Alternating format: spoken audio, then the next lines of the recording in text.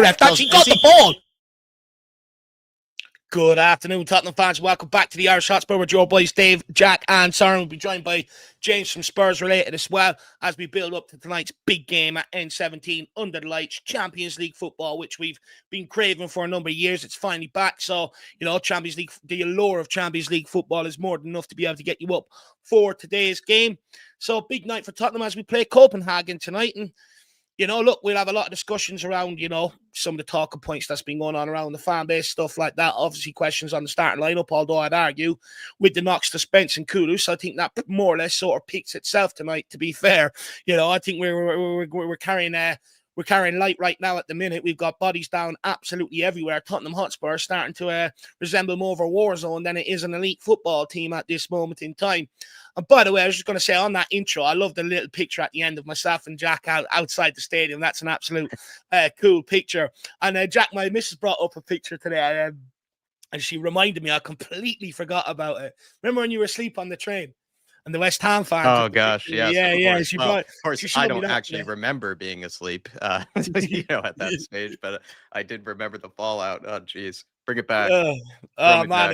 It was absolutely hilarious. And then I was telling her how you reclaimed the picture, with the Europa League trophy in it at the end, which is absolutely brilliant. We're having a right chuckle over that earlier on. And by the way, guys, I do turn 34 today. It is my birthday, so feel free to wish me a happy birthday. Always makes my day. We'll take a few comments and then we'll crack on and talk about tonight's game. Stevie Fraser says, happy birthday, Dave, mate. They just have to deliver the birthday win. No excuses. Come on, you Spurs. Well, look, I've actually done a lot of digging into Copenhagen, the fourth in the Danish league. They do possess a bit of quality up front, but the main guy, Thomas Delaney, midfield, is out, and to be honest with you, I don't really rate them anywhere else. They've conceded on average 2 goals, every Champions League game. So for me tonight, if we don't make a good go of it, then there really is something inherently wrong at this football club. Big up, Stevie. Good to see you. But I do hate Tottenham playing on my birthday because usually they let me down. Mm-hmm. We've got We Are Spurs TV says happy birthday, Dave. Appreciate that. Rick C says big up everyone. Happy birthday, Dave. Hopefully we get the win. Come on, you Spurs. I mean, we're all hoping tonight. Wayne Bonner says happy game day, everyone. Hope you're all well. Looking forward to see if we get a reaction after the game Saturday and the drama after. Well, look, I mean, every Spurs fan would be expecting a reaction today, and I think Thomas Frank has no option but to go strong and try and, put a few goals on the board today to sort of quieting down the narrative around him that he's pragmatic. I know he hit back on it in the press conference. We'll definitely discuss that. MKP says, happy birthday, Dave. Really appreciate that. Thank you very much. And big up, J-Mac. Great to see you. Says, big up, Davey, lad. Jacko and Soren Shemtem is also in the building. Hey, Jack, Dave, and Mr. Soren. Hope you're all well today. Can we please get a win with a good performance today? Maybe even a shot or two. I mean, look, that would be absolutely fantastic if we could get a couple of shots on goals today. I mean, that would be more than exciting, right? Vinyl Horse says, good luck today, fellas. Give him hell. Yeah, well, that's the plan. Let's see if we actually do. J-Max says, happy birthday, Dave. Enjoy your day, lad. Hopefully Spurs won't put a dampener on things. If they do, I'll be out of here very quickly after the watch along and go and cry in my bed. Alberto says, all right, Jack and Dave, happy birthday. Appreciate that. Jay Hill saying happy birthday, Swab. Good evening, Harmless Potato. Good evening, Wilson T. Really appreciate the birthday wishes. We also have Max Shane in the house. Lebrehe Shonadit. Dave, really appreciate that, my man. Thank you very much. And the English says, cheers, guys. Feeling confident. Happy be there, Dave. Confident? Yeah, it's Copenhagen. We should be beating them today. If we don't, we've got huge problems.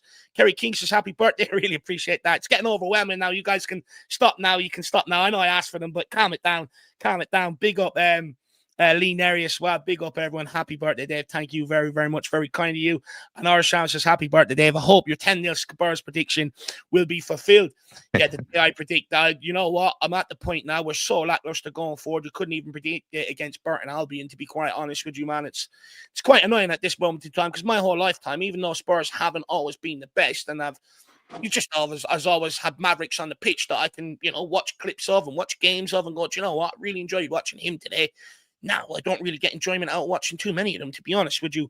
Eddie Joker says, it's the Mandra's fault. All these injuries. Eddie clapping back. I know. I mean, it's the same conditions, right? Like, that's what's kind of funny about Frank, is that he is being tested under the exact same conditions that Anchad has to balance multiple competitions, right? Has to balance all the injuries that are going on at the same time, the fan pressure about the results and everything. And, similar circumstances, similar conditions. Let's see how he fares with it. So fair's fair in a way, Eddie. Fair's fair. Fair is fair, but also don't want to be petty. Look, yeah, injuries can sort of hamper, how good you can be or how good you can be to watch. But at the same time, it's nothing new. I mean, my whole lifetime supporting Spurs, it feels like we've always had half a squad out injured. At the end of the day, the manager gets paid to make the best of the situation, Eddie, on that one. Precisely. Shamtan says, hey, Dave, the birthday boy. Happy birthday, young man. Have a kebab on me, mate. Look, I really appreciate that. I've gone a bit rogue, though. I am going for an Indian tomorrow. There's an incredible Indian about 30 seconds walk from my apartment. And the guy down there absolutely loves me. Whenever I order, he just gives me extra. He must feel like I look hungry, which I definitely don't, but he loves feeding me. So I'm going to go down there tomorrow. I'm going to make an absolute pig of myself. I'll probably end up squealing while eating the naan bread or something like that. Same time, but big yourself up, my man. Good to see you in the building. Wayne Bonner says, happy birthday, Dave. Very, very kind of you, Wayne. Really appreciate that, my man. Good to see you in the building. Make sure I don't drink, but you can have one for me, Wayne. Big yourself up, my man. And we also have Silver Spurfer has become a new YouTube member. I thought he already got a membership the other day. Maybe he's just upgrading. I'm not quite so sure on that, but Silver Spurfer, good to see you. Tartan Spurs, always great to see you in the house. Hopefully you're keeping well. Finfuego, great to see you as well, my man. Sapporo and Adoji has wingbacks and 3 at the back. We have what have we got to lose? It'd be interesting to see sort of now that Romero's back fit, does he go with a back 3 tonight and accommodate Kevin Danzo? Or does he just stick with the back 4 and just sort of take Danzo out of the team? I think it's a very interesting call tonight. Vin, good to see you, my man. Hopefully you're keeping well, buddy. Ellie in Vegas, good to see you as always as well. We have Spurs TV people saying, send my stream viral today, because it's my birthday. So yeah, if you want to just run the likes up on me on that one, guys. And then THFC till I die, big up the Tron. Hopefully you're keeping well. Happy birthday to one of my best mates, a great man on and off YouTube. Hope Spurs don't let you down. Have a takeout on me. Come on, you Spurs. Well, as you know, Dermot, Ireland's getting very expensive. So Shem has got me my kebab on the weekend, and you've also got my chips to go with it. So I really appreciate that, my man. You guys are going to make me very unhealthy, though. That's the problem. I've been trying to be healthy, since the summer and stuff like that. So really appreciate that. Big up, Dermatron. You're also an absolute gentleman. And Ellie also says, happy birthday, bro. Come on, you Spurs. Really appreciate that. Very, very kind of you. Can't stop smiling today for some reason. But big up, guys. Really appreciate it. Snow Cyper Gaming. As always, good to see you. It is my birthday, so take it easy on me today. We also have Swim Master and Rasta Country. Haven't seen you in a long time. Great name, by the way. Good to see you in the building, my man. But Jack, I mean, look, let's go to you. Spurs do welcome Copenhagen to the Tottenham Hotspur Stadium tonight for a huge Champions League clash under the lights.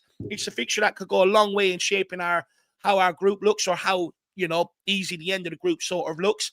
Copenhagen have been stubborn opposition in Europe, though, in years gone by. How big of a challenge do they represent for Thomas Frank's side tonight?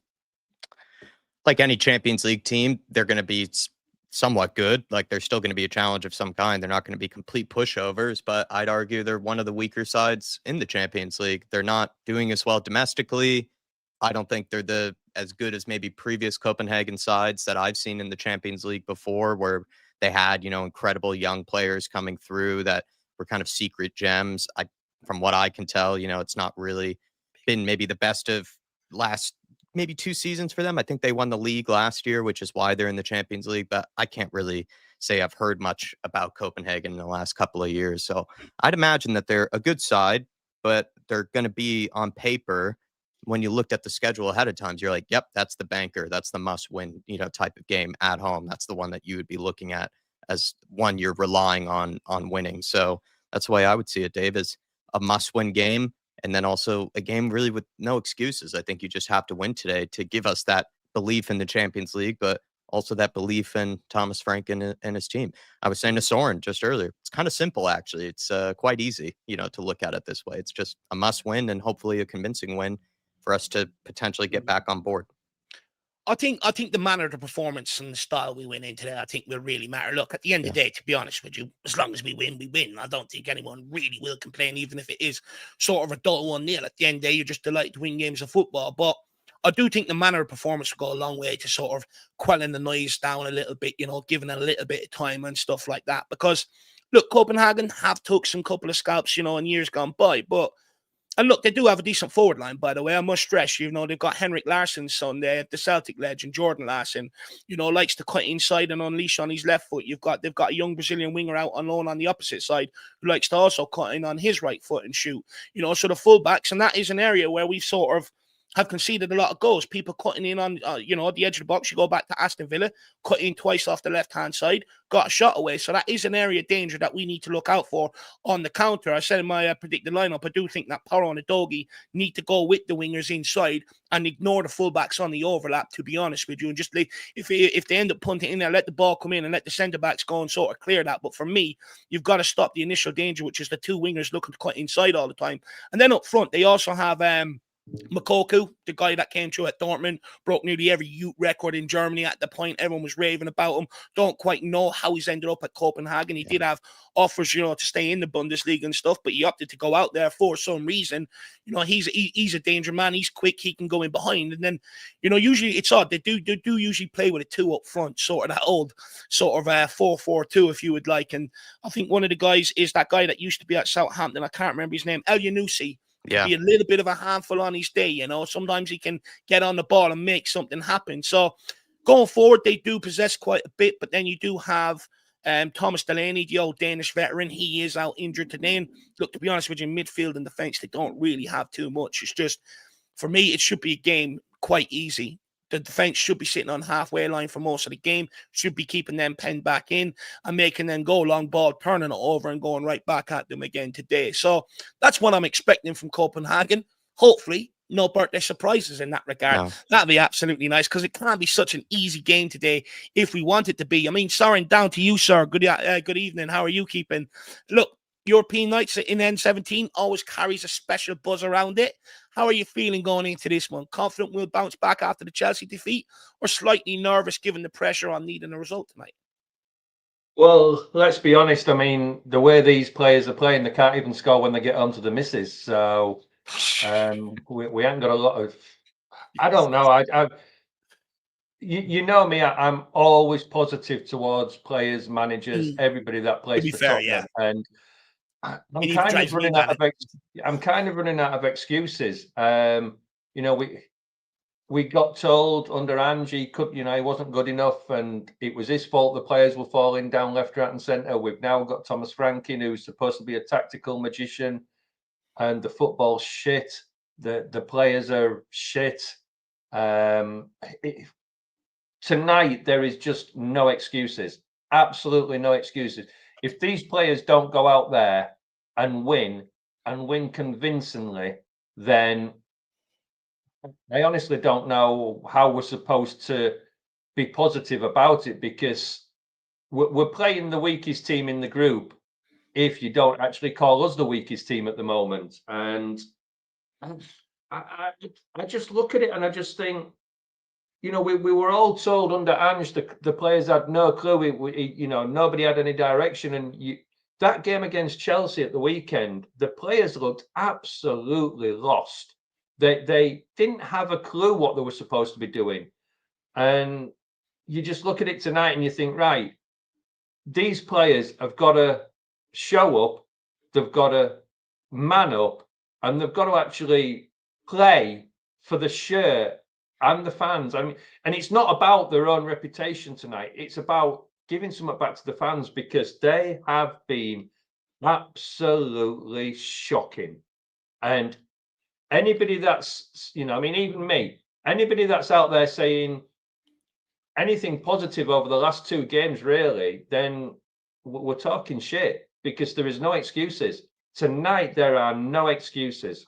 I'm quite surprised, by that, Soren, because usually you are sort of one that, you're sounding a bit like me today with the no excuses. Usually, you sort of give a bit more leeway and stuff like that. Do you know? But, given the sort of excuse with the injuries, we are carrying a lot of injuries. Players, the likes of Spence and Kudos now are starting to carry knocks. This was always going to be a project. I think, once it was announced, that was always going to maybe take a bit of time. Don't get me wrong. I mean, I was probably one of the only ones out there at some point that sort of had massive question marks around the appointment. But, on the face of it, it was always going to be one that when you look at it, was probably going to be slow progress. Oh, right. Let's go back to last season. And I was exactly opposite to what I'm saying now. We gave all the excuses, and we were saying players were out injured, and all these people kept telling me, you can't use the injuries aren't an excuse. We should still be going out there. Well, then we can't use the injuries as an excuse now. So if we're going on that premises, then there are no excuses tonight. And look, I mean, I know just as well as everybody else that we've got a shitload of injuries. And what do we blame it on now? I don't know. I mean, nobody seems to want to blame Thomas Frank for the injuries like people did with Ange Postecoglou. We can't blame Levy anymore because he's gone. So if you look at the 11 that we could put out there tonight, yes, they might be a little bit tired. I get that, but that 11 that we can put out there tonight should win. There are no excuses. There are still 11 half decent players on that pitch that will be better than the Copenhagen team. And if they don't perform tonight, I'm sorry, but even I can't defend them anymore because the football. I mean, look, I sat here again before the match before Newcastle. And we spoke and we were saying, look, the football's going to get better. You know, the football's been shocking all season. We haven't really had a great game. And we saw the exact same under Conte. And if you mirror back to 2 years ago, great start. And then we started to drop down. Injuries came, you know, suspensions, things like that. And we sat there and I was one of them that said, look, you know, we've had all these injuries, so we've got to expect it. And I was told I was wrong. You know, we shouldn't be playing like this. Well, it's the same scenario now. 2 years on, nothing's changed. It's Tottenham Hotspur still. And I don't know. I just think this team cannot go out there tonight and not perform. There is just no excuse now. No excuse. We're not playing Barcelona, we're not playing Real Madrid, we're not playing Bayern Munich. We are playing a team that we should go out there and we should be able to control the game, look decent, look like a team, and actually score some goals. And I don't know. I don't even have the confidence of going there tonight and scoring goals. That's how bad it's become. Especially if Brennan Johnson and Udober are your two wingers tonight, which it could very well likely be the case. And if he adds Richarlison up top to that, it could very well be a very, very long evening, just like the Bodo game was. But I was just listening to you speak there, son, and I don't even know how to sort of pose this question, so I'm just going to put it out there. But, you know, I thought the idea of rotating all season long was to avoid the injury crisis. So I'm sort of guessing, you know, is this whole idea of rotation, you know, to save tiredness and injury, maybe, you know, does it work in football anymore? Is it overrated? Is it an idea that just sounds great in principle, but in practice doesn't actually have any great effect? Because, you know, you look at the amount of injuries we're carrying. Thomas Frank has rotated all season long, by the way. Go and look at lineups. He's made changes nearly every single game. He hasn't put out a consistent 11 there every single game. Yet we seem to be carrying just as many injuries as we have done before. Like I said, I don't know how to turn it into a question, but, you know, if any of you guys want to maybe have a say on that, because, like, you know, it's been a big debate. We need to rotate, and why? So we don't get players injured and stuff like that, you know. And it's like still carrying a lot of injuries despite rotating all season long. Well, I mean, I've said all along that I don't believe in this rotational thing. You know, change one or two players, fair enough, but you don't need to keep changing. And look, you look through the injury list. Archie Gray, I mean, he's hardly played, but yet he's injured. One or two others hardly played, but yet they're injured. I don't know. I just don't get the injuries. I mean, we all say confidence, you know, playing creates confidence. Well, if you've got a team, in my mind, and I'm not a manager, so, you know, this is why we pay these managers lots of money. That, to me, if you've got a team that's ever changing, they don't get that connection. You've got Xavi Simons there, that was an absolute fantastic prospect. He's come to Tottenham, and probably 75% of his passes look amateurish. You know, nobody's making runs. Nobody's slotting balls into areas for players to run onto. So is it the coaching? Is it the players? I don't know. It's got to be a little bit of both. But for me, you've got to keep playing the same players.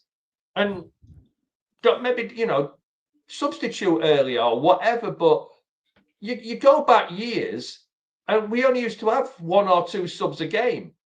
Yeah. And you never saw all this rotation back then. So why is it that all of us, and I mean, pitches now are better, kits are better, boots are better, the players are fit. I mean, I know it's a totally different era, but you go back to Georgie Best and people like that, smoking, drinking, come out They were injured every 2 minutes. So why is it all of a sudden all these injuries? And I know players and are they weren't fit. playing on targets either. Well, but I just I don't know. I mean, I've always said, and I've said for a long time now, it's not the training, it's not the games. There is something fundamentally wrong somewhere within our club for all these injuries to keep happening. Whether it's the training pitch, whether it's the actual, I mean, it can't be the pitch because we had it at White Hart Lane. So training pitch, medical team, something or other is not right within this club. It is deeper than just like last year, the training under Ange. This year, you look at back to Conte, he was supposed to be one of these managers that made everybody as fit as a fiddle. Injuries under him, injuries under Ange, injuries under Frank now. It is not a training thing. It is not a managerial thing. It is something deeper. I think it's down to like sports science and how they're, how they're trying to apply it and stuff. I think that area is fundamentally flawed, personally, because it can't be down to the equipment and stuff, because they're the best of the stuff to be able to use. I genuinely think it comes down to maybe how they approach the injuries, the recoveries and stuff like that. But look, Spurs did bring someone in over the last international break, and it looks like we're hoping you will see sort of an uptrend in that'll come and work better for us. Jack, did you have anything you want to say on any of that before I take some comments here? I've said before, I forget which show it was, but I think a lot of it actually has to do with, like you brought up, the sports science that they're doing at the club, but I think it also, a bit of it can do with the players themselves. They aren't taking care of their bodies in the way that other players might be. You've seen with Erling Haaland, takes care of his body in an unbelievable way. Everything from what he eats to how he's doing the saunas to cryo chambers. He has a physio visiting him 2 times a day at his own personal home. You look at other players like Bukayo Saka, who seem to play almost every single game on a regular basis. Jude Bellingham as well. He's a guy who just seems to play nonstop. There are these guys who play very athletic positions that require a lot. They're not playing the positions in the team that maybe you don't have to move around very much. They're getting up and down the pitch. They're putting in high intensity sprints, and yet they seem to be able to play game in, game out. Even like Bruno Fernandes, at Manchester United, that's a guy who just seems to play like every single game with very, very few injuries at all, gets stuck in, works really hard. So I think a lot of it's the sports science, like you said, Dave, but I think another big part is they're not taking care of themselves in the extra ways that I know they can outside of what they're doing on the training ground. Like these guys, they have millions and millions of dollars in the bank that they could be spending on just sort of making sure they have that extra percent, available to them so that injuries like this don't happen. And a lot of our players seem to be that way. Romero, I'd even say, is someone that seems to always pick up an injury or two for whatever reason. Madison, all these guys, I'm not sure. I wonder at what point, for the length of their career, is it going to become expected of them then, with all the money they're earning and all, to make sure they have like the likes of the cryo chambers and everything else sort of at home to aid their recovery and stuff like that. It'd be interesting to see. But I think you do have a fair point there. You look at someone like Pedro Porro, right? We know, and he's come out and said many times what he does at home outside of Tottenham, and he's, the guy can play 60 games a season plus internationals, if you need him to. He's never, ever sort of injured whatsoever. Cryo chamber simply not cold enough. Take a few comments here from the chat, and then we will crack on again. I wanted Richard Evans, good to see you. Not watching the game tonight. Completely had enough of watching paint dry. Some would argue watching paint dry was more beneficial to people on Saturday evening. Paul Brown, good to see you. Wow, really very generous of you, my man. Really appreciate it. He says, evening, gents. David, have a scoop for me. And then for a win, I think the rest is for I'm praying for a win later. Well, look, I'm always praying for a Tottenham win. Believe me, you have no idea some of the stuff I do. I wake up on game day and I have to do everything correct today and everything else, just so hopefully it affects the outcome of the match and stuff. It's absolutely crazy. But look, I'll definitely have a few cokes on you on that one, Paul Brown. A few Coca-Colas. Really appreciate that, my man. Very, very kind of you, and good to see you in the building, Paul. You may get in contact, Paul. I don't know actually where you're from in Ireland. I know I've asked you ages and ages ago when we used to speak on Twitter, but I can't remember, my man. Do you get over to games and all? Let me know. Q7, not interested in those mediocre players. non-progressive football today. Just popping in to say happy birthday, Dave, and salute to Jack and Soren. Again, very, very kind of you, Q7. Really appreciate the generosity and the birthday wishes. Yeah, look, when it comes to mediocre players, there's no doubt we have a few. You know, probably a lot of them will be on the pitch tonight. Like I said, probably across that forward line tonight, Q7. It's going to be a long, long evening tonight, my man. I just hope we go at them with the right intensity from the off and look to push them back and really go at them. No fear tonight, you know. I don't want to see what we've done against Chelsea. We showed them far too much respect. You know, today, when we're at home, stop showing teams respect and go for the absolute jugular, especially early on in the game. Big up Q7. Good to see you. Mark Pritchard says, Brennan Ritchie needs service inside the box. Don't get enough, to be honest. They need to move into the positions. Fair point. I wonder how much of that is down to coaching and how much is down to just lack of football IQ. Richard Healy Coffey says, players back in the day would play on a broken leg. These days, a little bump and they're injured for months. It does seem like that for sure. Kev from Pake says, first season in a while where I genuinely can't be arsed getting up at 3 a.m. to watch 90 minutes of long throws and corners. Even my grandpa, lifelong Spurs fans, preferred Postecoglou. Look, fully understand that we're not a great watch, but I said the same to Eddie yesterday, who's also from down under. I said to him, you know, I've always said, you know, in my time on YouTube that you've got to take the shit sometimes to have some of the greatest days in your life. And that saying came no truer than last season. Loss after loss after loss. But we had one glorious fucking day out at the end of the season with that parade. Over 200,000 people there. You know, even people flew in from Australia, from all over the world, you know, for that parade. It was absolutely a great day out. So that's why at times like this, you question why you do it. That parade should be a reminder to absolutely everybody why we suffer so much. Eugene, good to see you in the building. Hopefully you're keeping well, my man. We also have J-Mac, all for giving my manager time, but the lack of certain principles in attacking our build-up play 16 games in is worrying. Yep, look, I definitely agree with that for sure, J-Mac. And we're going to discuss that as well. And we've got AK Sheikh says Copenhagen was played well against Dortmund. I think they lost 4-2 in that game, didn't they? Watched the full 90 and they posed some danger with their front line. The defensive is shit, but we will 100% score on a set piece. Absolutely love that. And it's also your birthday today, so happy birthday, AK Shakes. Everybody make sure you get in there and you wish him a happy birthday. Look, you know, some of the greatest people were born on this day, AK Shakes. So I consider yourself one of them. Good to see you in the building. Foggy Phone, big up, guys. Hope all is well. I've been underwhelmed by Frank. The attack is awful. Man, we fell from grace. I mean, I can't even go back and look at Prime Kane and Son, you know, goals where they've linked up together because honestly, it just make you weep and cry. Patricia, good to see you. Says, come on, you Spurs. We also have Tyler. There were positives from Newcastle, though, but Chelsea was by far the worst performance, and you can't take anything from that game. Leighton Evelyn says, if we don't turn up tonight, we are effed. I mean, look, that's why I didn't. I refused to praise the draw against Bodo when everyone told me I needed to. We were resilient. Remember that one? Oh, absolutely madness. Swim Master, good to see you. Happy birthday. Really appreciate that. Very kind words from you as well there, T. We also have Rasta Country in the house, and he says happy birthday as well. Very, very kind and very generous of all you guys with the birthday wishes. You're going to start making me blush now. We also have Reefer in the house. I mean, it's one way to celebrate your birthday, I suppose, isn't it? He says FC Copenhagen is better than FC Midtjylland, and see what they did to Forest. There's no easy wins in the Champions League. Are you a Spurs fan or are you no, I think you are a Spurs fan. I actually think I've seen this name around before, to be fair.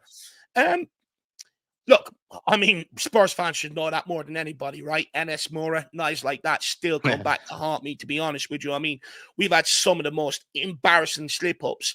You know, Dynamo Zagreb went out there with the lead. Their manager was locked away in prison, could have no effect on the game. Somehow, we still managed to get dumped out. So, I don't take any game for granted whatsoever. And look, on their day, they can be difficult. I think the thing with Copenhagen tonight, if they stick with the two up top, it'd be very interesting to see how someone like Romero and Van de Ven handle that. Not something they're used to defending against in the modern day.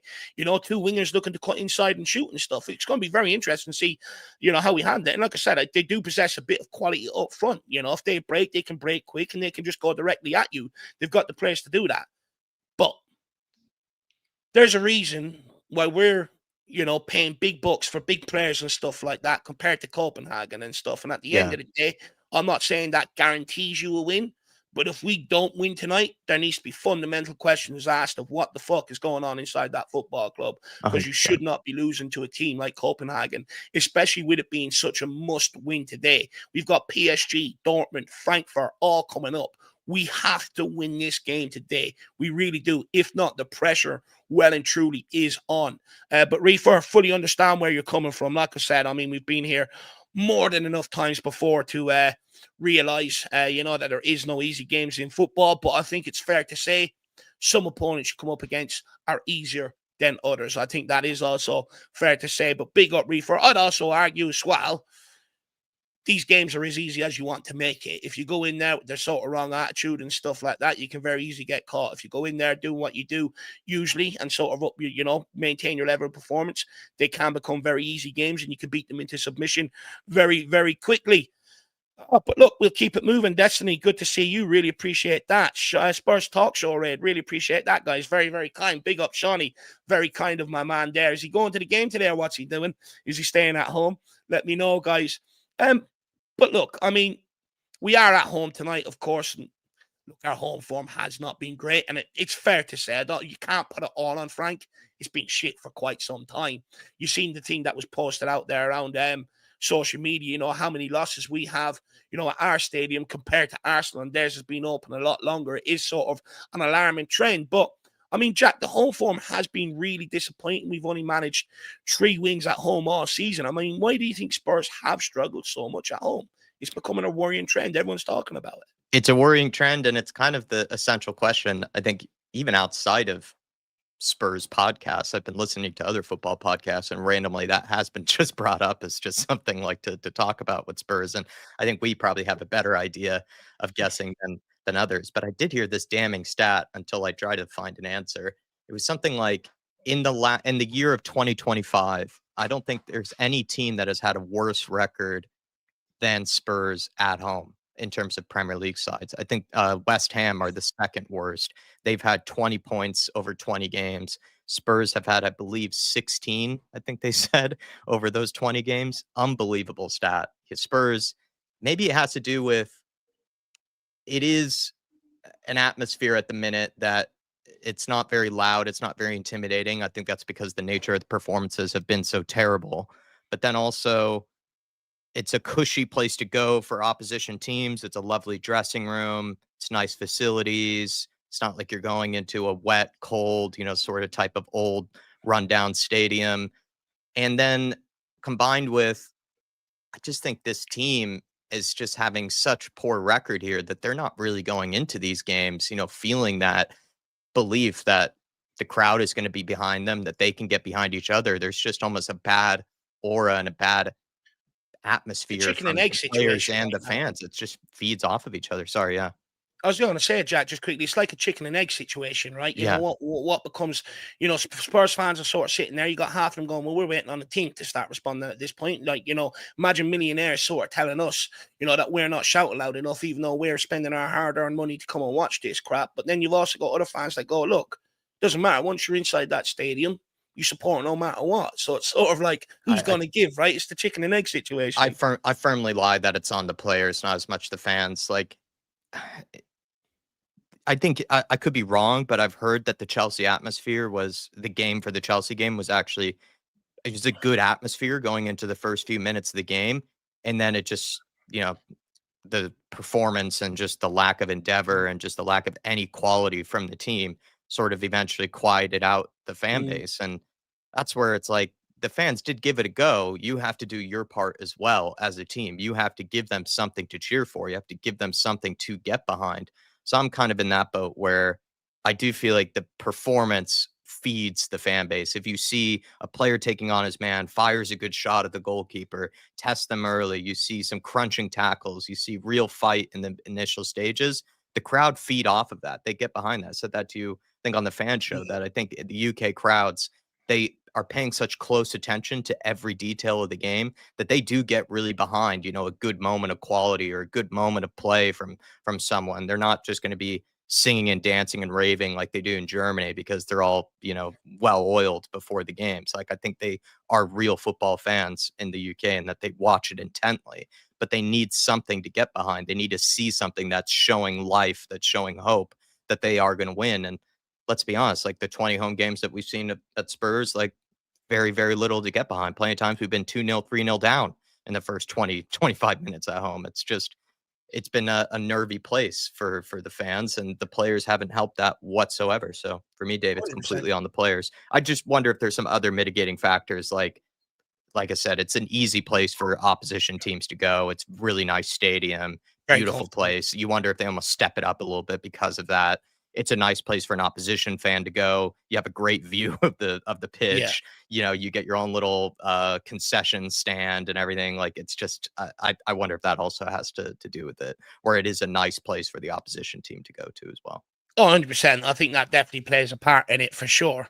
But when it comes to the fans, I mean, Thomas Frank and Vicario are sort of, after we went 1-0 down, the atmosphere died. And I think that's a huge concern for me because it shows that there's a lack of belief in general amongst the people that go to them games that Tottenham are going to come back even when we're 1-0 down and the game is still salvageable. And at the end of the day, anything can happen in football. You can always nick a goal here, there. But I think, it's a worrying belief that no one believes we can nick a goal. And I think that signals, a severe lack of belief in the club, I think in the players. I'm not going to say Thomas Frank just yet. I'm going to hold off on that, but definitely the club and the players, which I think is a huge concern moving forward. I do want to pose a question to you, though, Soren, but I just want to take this from SOF. Says, happy birthday, Dave. It's my son's birthday, too. I won't be able to watch the match live. Hope we get a win today.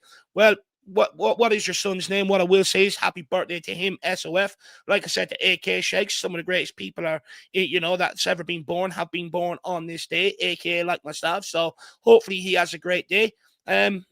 Hopefully you two have a great day. Look, at the end of the day, all I ever want for my birthday is to have my loved ones around me, and that's what I got today. And your son will be having the same. So big up, my mom. We've also got Breezy Gas in the house. Great name. He says, happy birthday, Dave. Win incoming. Well, Breezy Gas, that's probably what I'll be having after my Indian tomorrow night when I go out for my birthday, and wind incoming probably will happen also off the back of that. So big up, Breezy Gas. Good to see you in the building.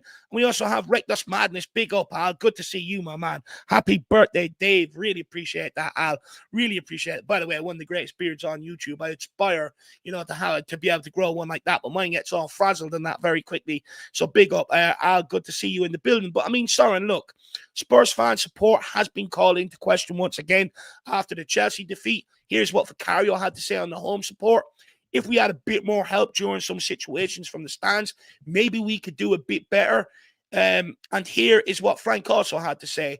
I thought the fans were fantastic and noisy for the first 30 minutes.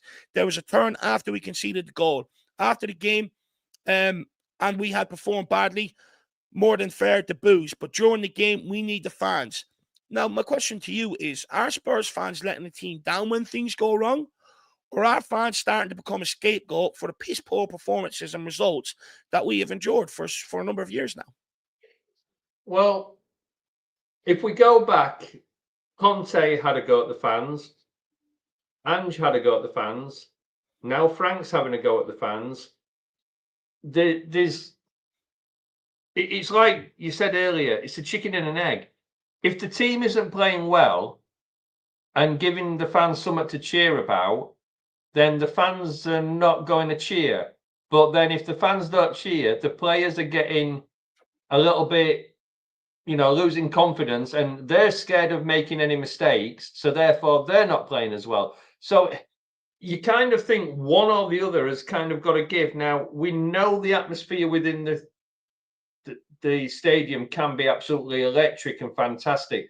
We saw, that game against Arsenal, the atmosphere before the game, built into the game, the players came out, the atmosphere was absolutely electric. The players were on fire that night, and it just carried on. And you kind of think you want that. The problem is, and I am torn on this one. Should we boo a team during the game? For me, it's a no. Should we boo at halftime and full time? Definitely. But while you're booing during the game, for me, it makes the players on edge and it makes them make more mistakes. Do the fans have the right to boo during the game? Yes, they do.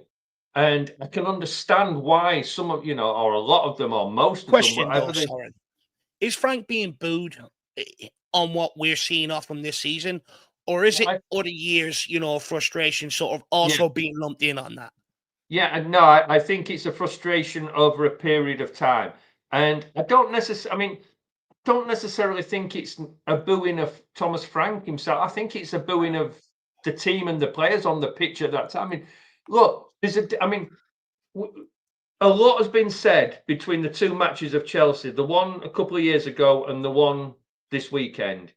And the one a couple of years ago, I said, I was really proud of the team because we went down to 9 men. We still attacked. We still looked like we could get something out of it. And as much as in the end, was it 4-2 in the end? And we looked like we'd been battered. The actual match, when you watched it, was a totally different thing. We've just lost 1-0 against Chelsea and we didn't turn up. Now, to me, I'd rather see my team, if they have to lose, I'd rather see them putting some conviction in and look like they're interested in playing and playing for the badge and giving the fans something to watch and to get behind and some belief within the team. The fans at the moment have no belief in the team because they are just so lackluster. I mean, we said it so many times last year, and I was one that tried to defend the team all season long, and I got absolutely blasted by it. But you look at it this year, and as much as we're not losing by much, and you kind of get the feeling that at some point we're going to turn a corner, the football is shocking. The players, they just do not... I don't believe that Frank's lost the dressing room in any way, shape, or form. Okay. But how many times have we seen players like Van der Ven and Jed Spence at the end of a match just walk off and kind of shrug away from the manager? I mean, as much as they've gone and apologized and they've gone and, and you could see the frustration within the match and you kind of understand it. That's not good to do to your manager as you're walking off. Has he lost them? I don't think so. I just think it's a frustration. And I think it's a frustration, like we say, over the last... And it's not even just from Angie, we can go right back to Conte. And I know a lot of these players weren't at the club then, but it just doesn't feel like a team that has any confidence whatsoever. They kind of look as though they're battling the way through, and if the manager win or a draw, they feel as though they've succeeded. It's not about a passion anymore. It's about, well, we haven't lost. Whereas now when we lose, as much as you can see the players are frustrated by it, they don't seem to lift themselves up at all. Now, we said under Ange and under Conte and under other people that it's the manager's job to lift the players. And I kind of don't always agree with that, but don't know. It just looks like Thomas Frank at the moment does not know how to lift these players. And I don't know if it's failing with Thomas Frank, which I kind of don't believe it is, or whether it's just a failing with the players that just do not have any belief within themselves. And it's probably one of those where if we went to, say, Copenhagen tonight and we won 4-0 and had an absolutely blistering performance, we could just roller coaster the rest of the season and we could look really good. But you're just waiting for that spark, and it just doesn't feel like it's coming. That's the problem. It just does not feel like it's coming. And we said there was a lot of people last season saying you can't get any lower than losing, coming 17th in the Premiership and blah, blah, blah. And I mean, I was one of them that was saying, well, we're still in the cups and I'm making excuses all the time, making excuses. But you look at it now and you think, yeah, we're maybe still third or fourth, but you just know there's we're just going to keep falling down the stairs. there doesn't seem to be anything that's going to stop us. It's just a conveyor belt going downwards rather than up or level. And it's worrying. It really is worrying. Just to add to, I think you summarized a lot of that really well, Soren. The only thing I can even add is that I agree that I think it's probably not the most helpful to boo during the game with players, but like you said, their fans, I think, do really reserve the right to. They absolutely do. I just feel like if you're playing at this level, the highest level of sport, the highest level of football, it's what comes with the territory, really. Like it's not like it's going to be, a cushy playground or anything like that. Like it's not. It's you're being paid the highest bucks. You're being paid all this money to be playing at a very high scrutiny and criticism type of level. If you don't care for it, if you're not able to handle it, someone else will take your place, really. Someone else will be able to have thick enough skin, be able to do it. You look at, again, the likes of the Spanish press, with Real Madrid and Barcelona, they criticize every single micro detail of the players and everything that goes on to such a high level of scrutiny. Like, if these guys can't handle it, I'm sorry, like someone else will be able to do it then, because that's the position we're at. It's not a League Two team. It's not a National League side where you probably should kind of just get behind them no matter what.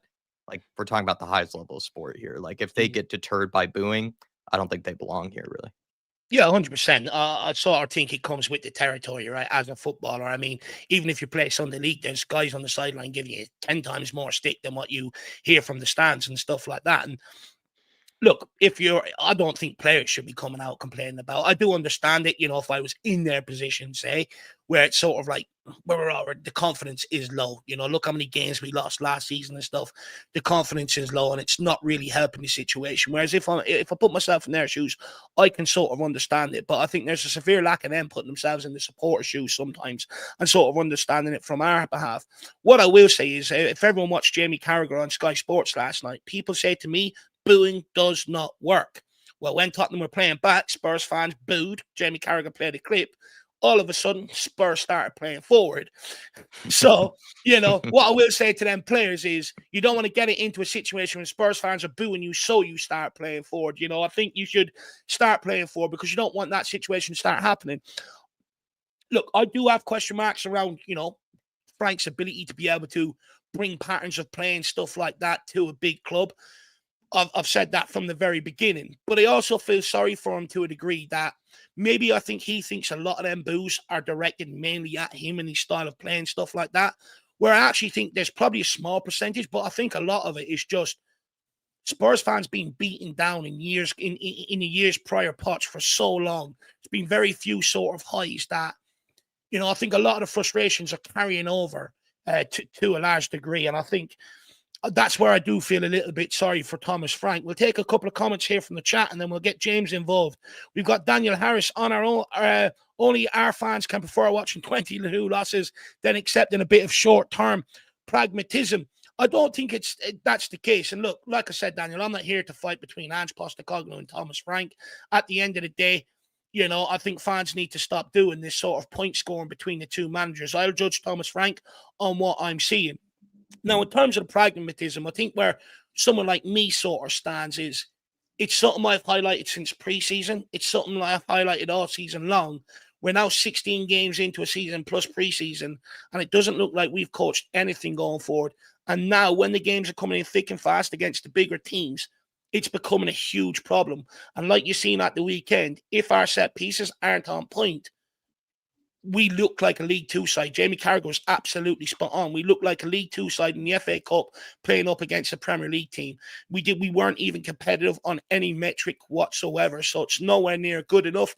And at the end of the day, I think there's been plenty of examples before of managers making the jump to bigger clubs and haven't been able to make the grade. Look, I'm going to give Thomas Frank time. I'm going to give him, at least hopefully another transfer window. We'll see if we get in the right signings to help improve the situation, if we can kick on.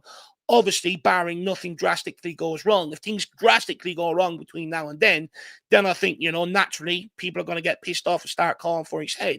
But if things haven't gone drastically wrong, then I can sit here and I can wait for the transfer windows and stuff like that to try and help the guy. Because at the end of the day, I'll always maintain I don't, the playing squad isn't up to standard. I've said that under other managers, and I'm going to be consistent here as well.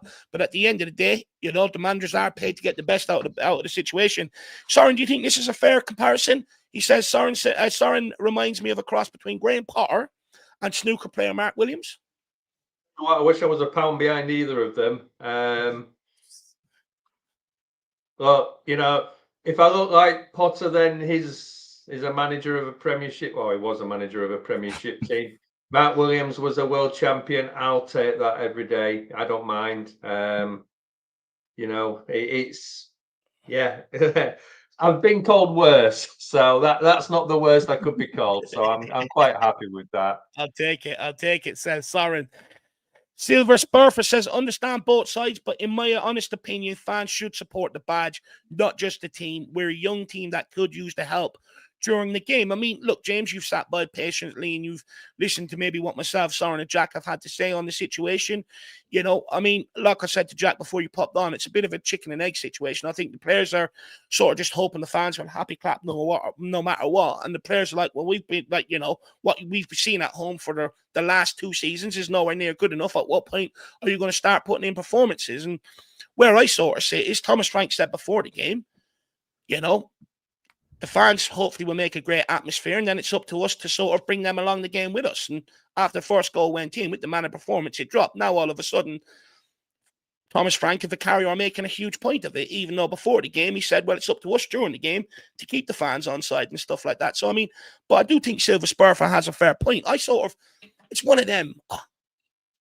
I have a severe lack of patience. I can't tolerate, some of the shit that we have to watch, some of the players and stuff. And I think people know that sometimes by how early I make my decision on some players and stuff like that. But I also do see Silver Spurfer's point of view. It's sort of, at home, you'd like to think that no game is sort of gone and that, the Spurs fans can sort of will on the team and drag a performance out of them sometimes. So where do you sit on this whole situation?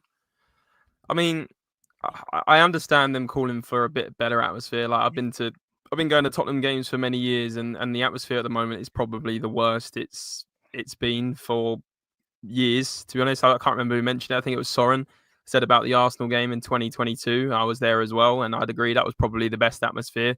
Some of the West Ham games have been really, really good. And in general, some of the games, the first games in the stadium were better because of the buzz. And then I think the last sort of game where you thought, yeah, that was a good atmosphere was also the Bodo Glimt semi-final. I was there in the South Stand, and the atmosphere before the game was crazy. It felt like a final. It was absolutely insane.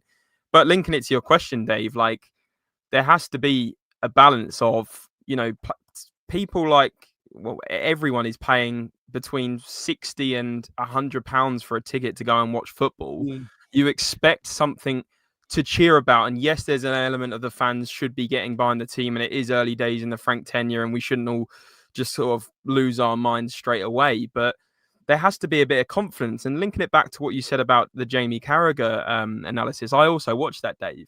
And when Xavi Simons, for example, and I don't want to just pick out one player, but when Xavi Simons is on the ball in the half space on the turn, and is a clear way he should spin and drive forward into the massive gap of space in midfield, to one time, not even take a touch, to one time pass that back to your centre back and completely recycle the possession yet again, is just absolute craziness. And I think the fans are right to boo that. And so there has to be players that have to be brave here and take on that responsibility of making things happen, because that causes an atmosphere as well. When you start driving forward and you start getting towards the opposition penalty area, then you start hearing the "Come on, you Spurs" and all the chanting. You can't just sit there from Vicario. I'm sorry, coming out in the press conference the other day and saying we need the fans to get behind the team more. Do some more on the pitch to make us excited. Stop doing these goal kicks where you're passing it with Van der Ven to Vicario and creating absolute stress and anxiety throughout the stadium. How about creating some brave decisions and actually being brave enough to make it a good atmosphere? Do you see what I mean? No, I think you're absolutely spot on. When I've been in the stadium, even when Spurs haven't been great, when they've tried to venture forward, and they've, you see commitment or see what they're trying to do. I think genuinely the fans do sort of get with them. I think, some of the performances we've seen in years gone by hasn't been good enough, you know, at home. And like you said, people are paying a lot of money. People are traveling from all over England, you know, to get down to games and stuff like that. So I think you're absolutely spot on. But, you know, I do think Silver Spurford does make a sort of a good point, you know, especially with it being a young team. Maybe they just do need that sort of unwavering support, which, look, I think is dangerous in general, in general in life. Just giving anything your unwavering support, you know, I think it's always fair to ask questions, but I do see what Silver Spurford says. But look, what I will say is I wouldn't question anybody's support, whether they boo or whether they're happy clapping when we're 2 or 3-0 down. I wouldn't question anybody's support, because at the end of the day, the parade indicated everybody fucking loves Tottenham. 200,000 people at absolutely madness. Take a couple more comments here from the chat, and then we'll kick on. John says, happy birthday, Dave. When you going to have a buy me a coffee thing up so we can show our appreciation for the channel? What's the... I think it's like a version of Patreon, or essentially like it's another Patreon. It's like an alternative to Patreon. It's like a new version of it. Oh, yeah. To be honest with you, John, I've never really wanted to go down that route, to be honest with you, with a Patreon and stuff like that. Look, if it's something that you guys, you know, think we should set up or whatever, maybe we consider it, but it's just not something that I've really sort of considered in that regard, John. But yeah, fair point. Big up, man. Good to see you. Where are you traveling to in your truck, or are you at home, you know, chilling out? Let me know, John boy. We've also got Faz Radfar 4-0 Spurs. I mean, look, that would be the scoreline. I think that would really quieten down a lot of fans tonight. So big up, Faz. Good to see you. Alpesh Patel says, happy birthday, Dave. After the game, no gigs tonight. Had one last night. There's still genuine competition within the first team players. We'll take it easy. Where's the pride for that badge gone? And look, I think that's also a fair point. You know, players can sit there and demand we get their unwavering support, but sometimes the minute a bigger deal comes along, they're swiftly out of there. So they can sit there and moan that they care about the fans and need our unwavering support. But at the end of the day, how many times did it burn us the minute a bigger club comes along once out? So, I mean, you know, that's an absolute fair point. Jimmy Hotspur wishing me happy birthday. Colin Turner as well. Very, very kind of you, my man.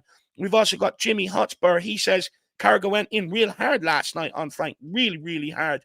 To be fair, he went right in on Spurs. But look, when does that guy miss an opportunity to have a dig at Tottenham, to be fair? The Big D story, fellas. Kudos to be rested for the Man United game the weekend. Him and Porro need a break. If it is the case that Kudos has a knock, I don't think you can risk him tonight. To be fair, I think you might have to start with Johnson and bring him off the bench. Acid Twin says, how do you coach idiots? Fair point. And we also have Tom Lowry. Happy birthday, Dave. Top man. Very, very kind of you. J-Mac says, folks can debate about the quality of the squad till the cows come home, but surely there's enough quality to muster more than one shot on target at home to beat a rival. And I think that's absolutely a fair point. Look, I sort of made the point. You know, and look, I don't rate Johnson. I don't rate Richarlison. Everyone's very clear of that. But the reason why Johnson got a free pass for quite some time is because Andrew's system bought the best out of him. My point is, we know there's a severe lack of quality in Richarlison, in fucking Moani, or sorry, in Tell, in Odegaard, you know, and Brennan Johnson. But the reality is, he doesn't just have to rely on them. We brought in Kudus, we brought in Moani, we brought in Xavi Simons, and at the end of the day, when none of them are producing, and I would like to think the last three are much better quality than the first four I named. For me, then at what point does it come down to maybe instructions and stuff like that? King Hoddle says there are teams when real vociferous encouragement when they are playing badly can actually help them and help turn a game. I definitely agree with that. I mean, look, Liverpool Stadium is famous for it, right? When they're all behind the team. An ugly fish. Big up, happy birthday, Mr. Irish Hotspur. Very kind to you. And also Martin Knightsbridge, member for 27 months. All seems ultra positive or ultra negative atmosphere. No middle ground anymore. It's lonely place to be. Being level-headed. Look, I feel you're paying Martin Knightsbridge. Sometimes I feel like I'm on a boat at sea, you know, and it's only me on it, to be honest with you at times. I get what you're saying when it comes to level-headedness. After games, maybe not so level at times, you know, but I'd like to think during the week I'm one of the most calmest mans on the planet. But look, it's one of them, you know, the price that people are paying to watch games, to buy jerseys, you know, to go to games and everything else. If everything's going to skyrocket, naturally it brings demands. Like, no one goes in and buys a pack of Rolos, keeps buying them, even though the price goes up to 20 quid, but you're going to keep buying the Rolos, even though the quality isn't getting any better or it's shit. You know, at some point you're going to look elsewhere, right? You know, at football clubs, we can't do that. So they extort us, and they know that to a large degree. So it's sort of like, I think naturally how expensive the game is getting to follow, I think is bringing demands, which is sort of, there's no room for sort of middle ground anymore in that regard, Martin. I do believe that, my man. People call me crazy. Some expert will mention it, and then people will go, "Fuck me, he's an absolute expert." Anyway, let's keep moving on. Rolo, great chocolate shout, by the way. I forgot about him. I haven't had them. Do you know what, James? I sat back the other day and I had a Terry's chocolate orange, and it was one of the most satisfying things I've had in a long time. And I'm like, do you know what? Whenever you ask anybody their top 5 favorite chocolate bars, no one ever throws in Terry's chocolate orange, but it's one of them. It's been consistent my whole life, and it's absolutely satisfying. I think very, very underrated. But Rolo's is great as well. They're lovely, and Munchies are very, very nice as well. By the way, as you can tell, I've probably got a sweet too. But look, I mean, James, we'll go to you on this one as well. There's been a bit of talk whether Frank is starting to lose parts in the dressing room. Still, I think it's a bit early for that talk, but I would argue, I think, Van der Ven and Spence, sort of ignore him, opens it up for debate, puts the question out there. Do you buy into that, or do you think the players will rally behind them? Because, look, we could sit here and say Frank said they came out and apologised. He's not going to come out and say, well, they haven't apologised, is he? You know what I mean? Of course, it was always going to be swept up and got ahead of before the next press conference. So at the end of the day, we're never really going to know the truth, to be honest with you. But, I mean, where do you stand on it from your observations? Do you know what?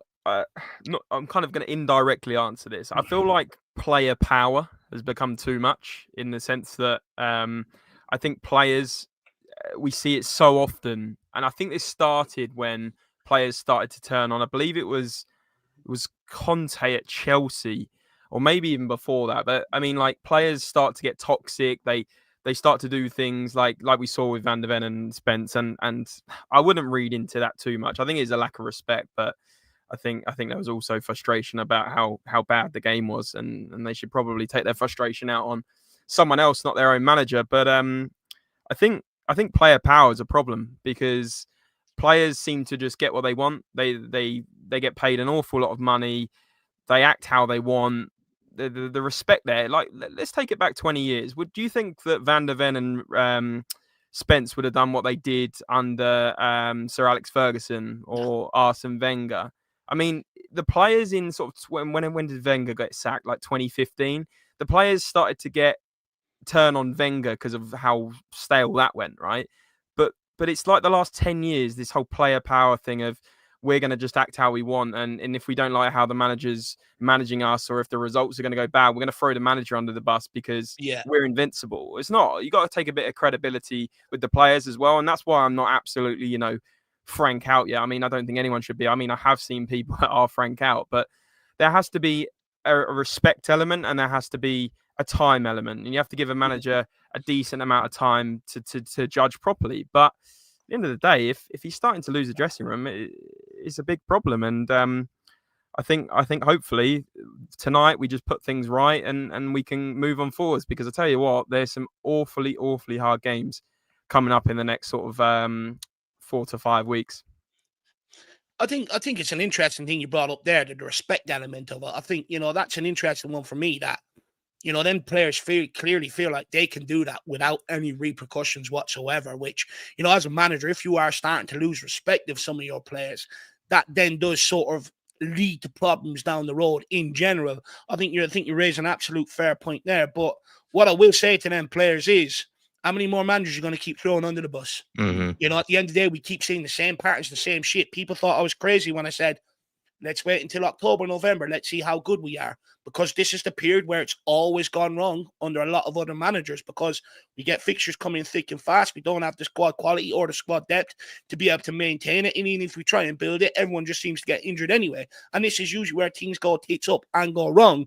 So with them players, and look, this is my problem. There's been that culture at Tottenham for quite some time, but I think it's generally football wide now that the players know they have the control, because at the end of the day, it's so much cheaper to change a manager in football than it is to address the problems underneath them in terms of squad. They'll just go, well, look, right now, it may cost me 10 million, but that's better than going spending 60 million here, 60 million here, 60 million here, plus his wages, plus his agents' fees and everything else. So it's just easier now for a lot of clubs to sort of throw managers under the bus in that regard. Definitely agree with that. I mean, Soren, I believe you sort of touched on it earlier that you don't believe that whatsoever. You're sort of with James on that. I think you're on mute there, Soren.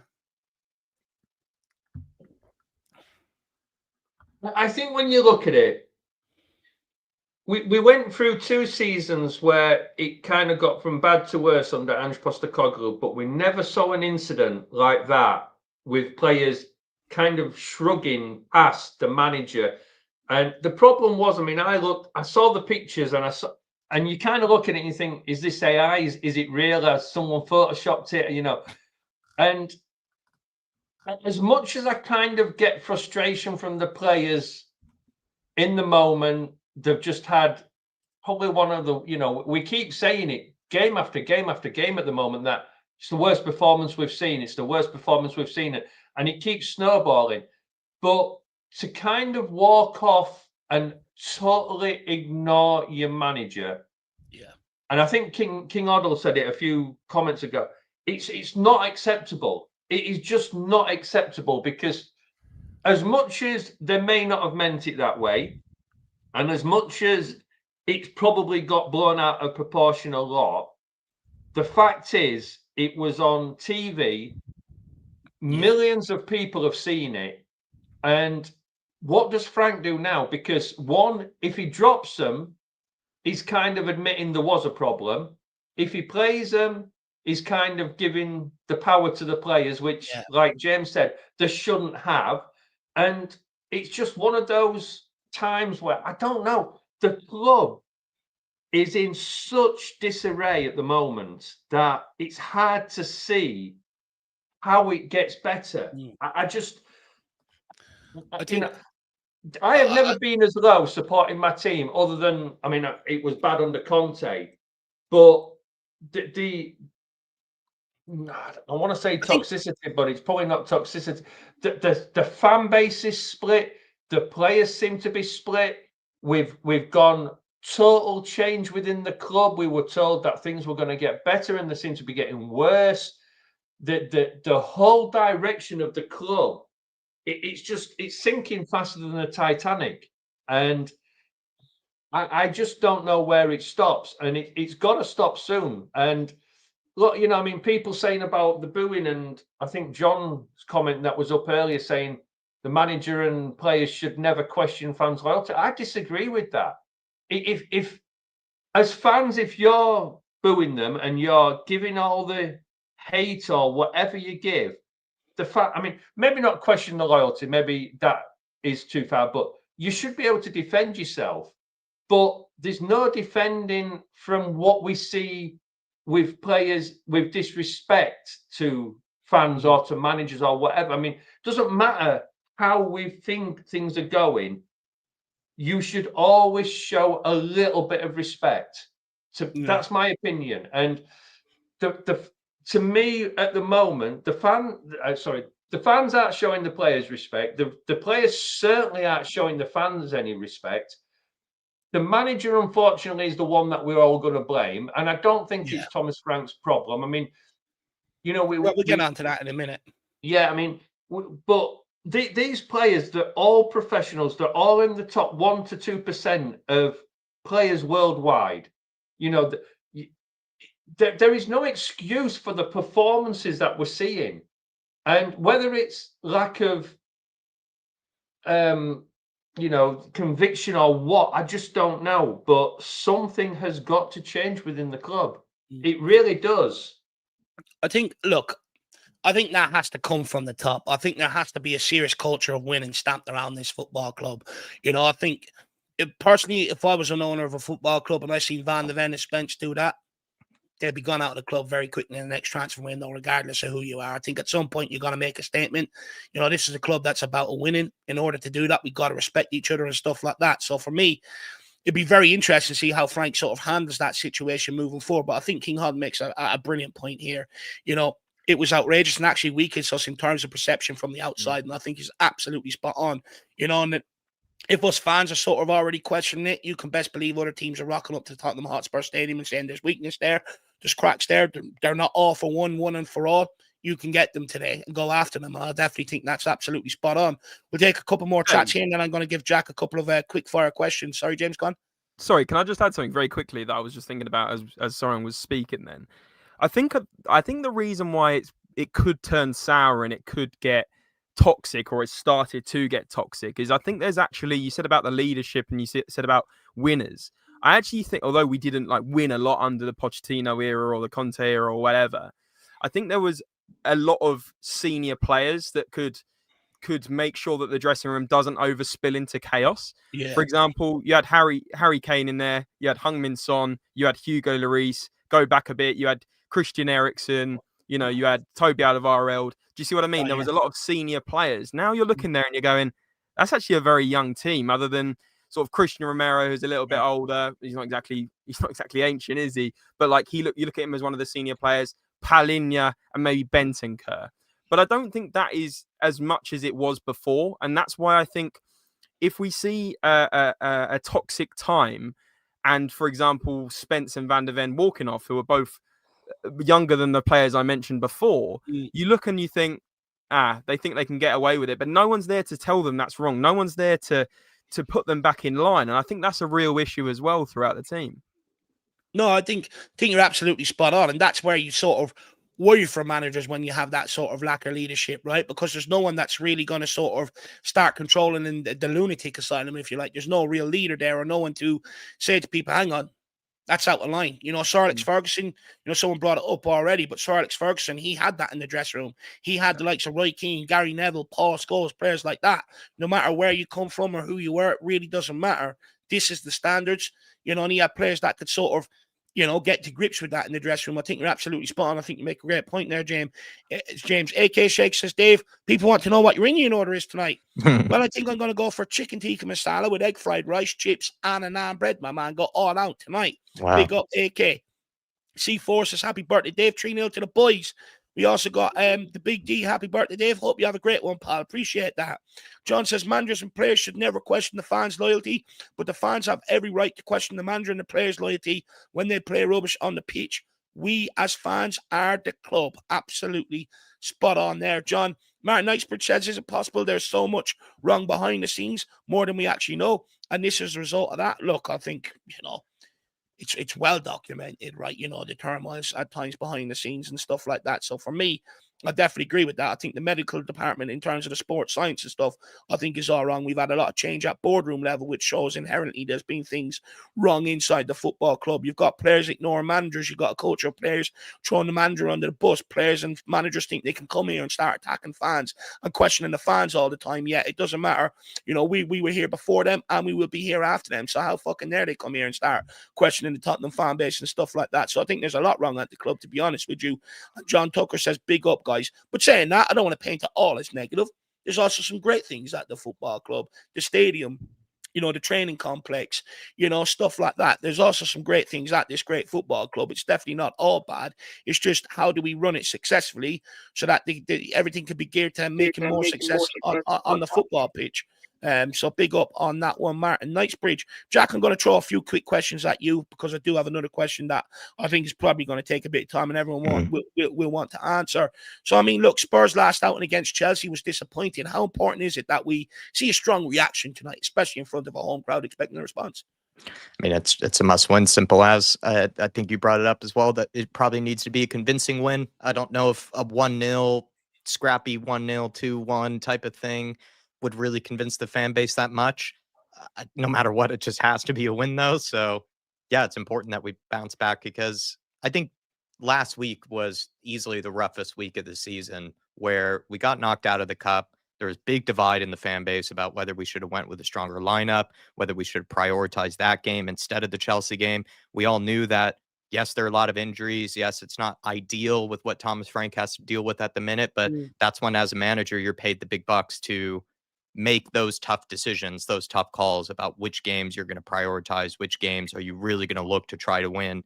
And we ended up getting, in a way, wouldn't know if we got humiliated against Newcastle. I think it was more just hindsight just sort of ended up coming to play there, where you, me, and Soren all agreed we needed to go with a stronger lineup. We needed to sort of look at that game as the one to prioritize, because we all felt like we never beat Chelsea. It's a defeatist mentality, but we never do. If you're looking as that game as the one to somehow pull off a big result, that's a big, big gamble, and it didn't pay off. So I just think it was a tough week for Spurs. And now that we're in a new one, Dave, starting on your birthday, it's a must win. It's a must win.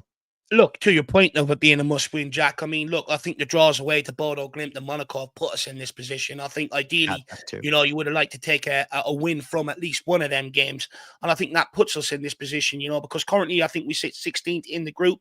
At the end of the day, it's still in our hands. We can still get out. But with PSG, Dortmund, Frankfurt, and I think we've got Sparta Prague thrown in there, it's hard to see where we're going to pick up 3 points against some of these teams, maybe Bar, Slavia, Prague, and tonight. So for me, I think that the fact that we drop points against Bodo and then double down and drop points against Monaco away from home, I think puts us in a position that, if we're serious about qualifying for the knockouts, we have to win tonight. If not, it becomes a very sort of arduous task ahead of us, which it didn't really need to be whatsoever. So I think you make an absolute fair point there, Jack.